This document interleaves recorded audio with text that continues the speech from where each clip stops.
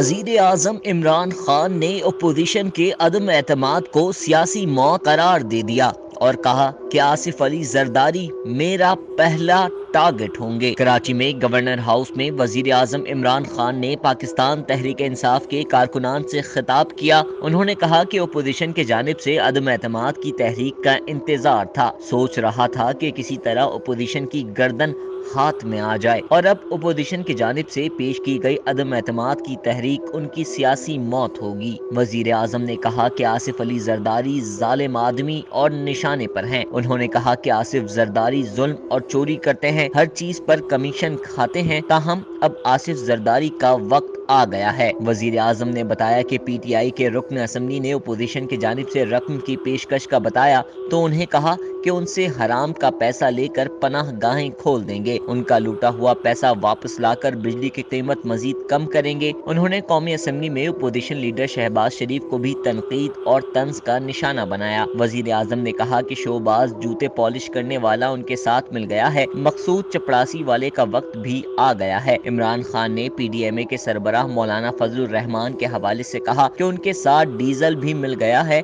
उनको मौलाना कहना गुनाह है, उनको भी तैयार रहना होगा। Anzar Ahmed, Meta News, Karachi.